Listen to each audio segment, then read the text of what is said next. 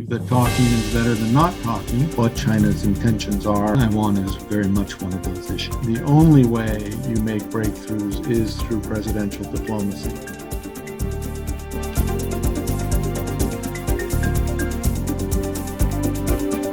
I do believe in the U.S.-China relationship that the only way you make breakthroughs is through presidential diplomacy.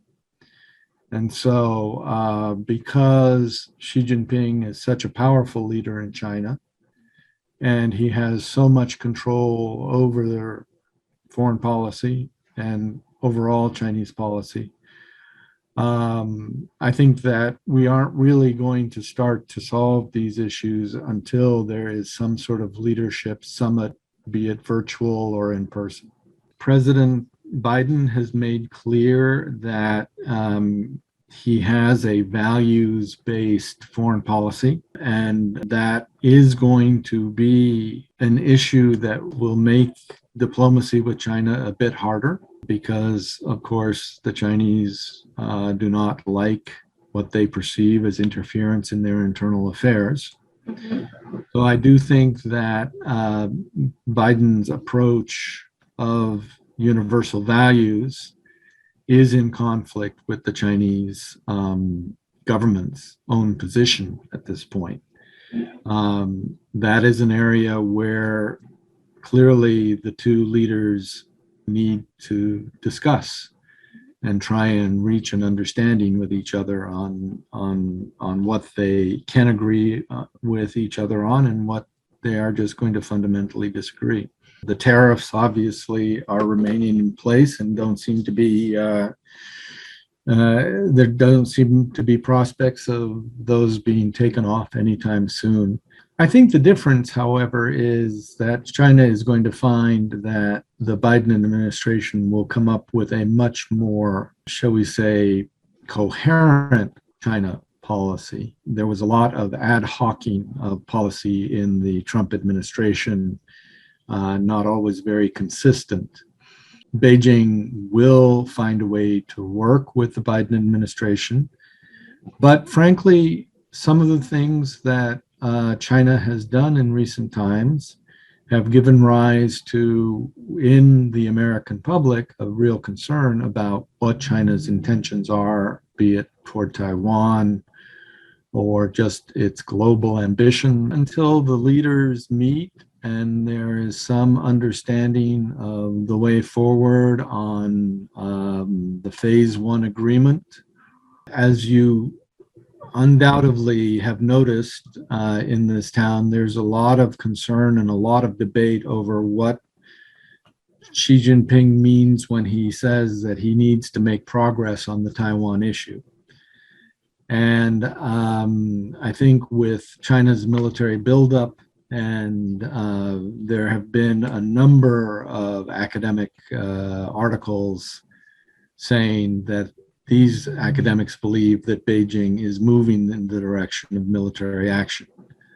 I am unconvinced that Beijing is moving in that direction, but nonetheless, it is a very real subject of debate within Washington.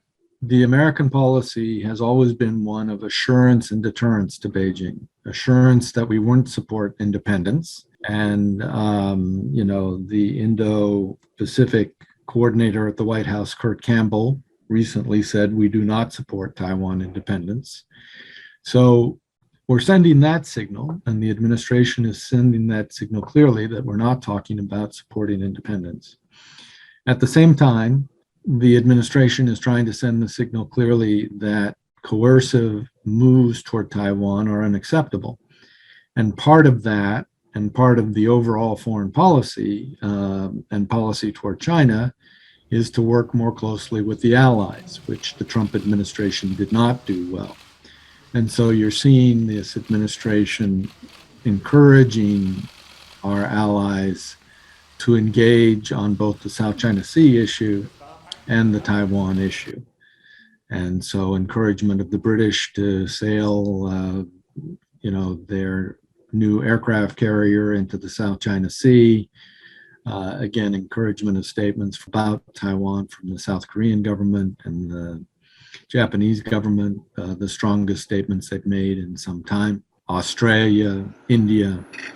The goal of the administration is to use our alliances and our relationships around the world in support of American foreign policy, and Taiwan is very much one of those issues. I think it's crucial that President Biden select an ambassador who he has a lot of faith in, who he gives a lot of authority to, so that this individual can speak authoritatively for the administration in Beijing.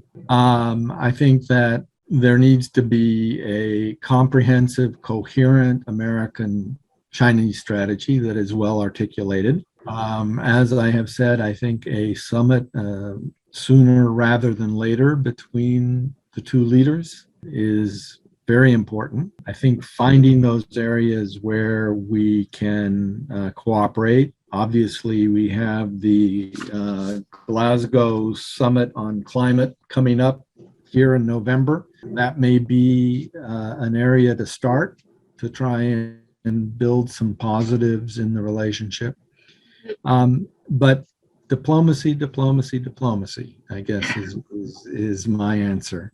I think it's important that both sides talk frankly and clearly to each other and try to maximize the areas of cooperation and minimize the areas of friction.